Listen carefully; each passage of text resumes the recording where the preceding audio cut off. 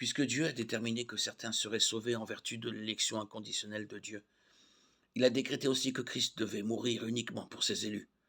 Tous les élus de Dieu pour lesquels Christ est mort seront sauvés. Matthieu 1, 21, Jean 10, 11, Actes 20, 28, Romains 8, 20, 32, Éphésiens 5, 25.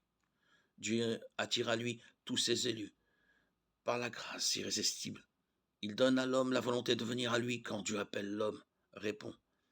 Jean 6, 37. Les élus de Dieu qu'il a attirés à lui par le Saint-Esprit persévéreront dans la foi. Aucun d'eux ne sera perdu, ils ont l'assurance de leur salut. Jean 10, 27, 29, Romains 8, 29, Éphésiens 1, 3, 4. Ces doctrines ont un fondement biblique, mais beaucoup en rejettent certaines ou les rejettent toutes. Les calvinistes n'acceptent que la dépravation totale, l'élection inconditionnelle, la grâce irrésistible et la persévérance des saints. L'homme est pécheur et incapable de mettre sa foi en Dieu, de lui-même. Dieu choisit ses élus selon sa volonté et non en fonction de leur mérite. Tous ceux qu'il a choisis viendront à lui et tous les authentiques croyants, nés de nouveau, persévéreront dans la foi.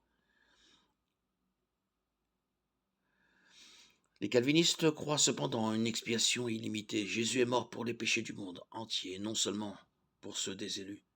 Il est lui-même la victime expiatoire pour nos péchés, et non seulement pour les nôtres, mais aussi pour ceux du monde entier. 1 Jean 2, 2.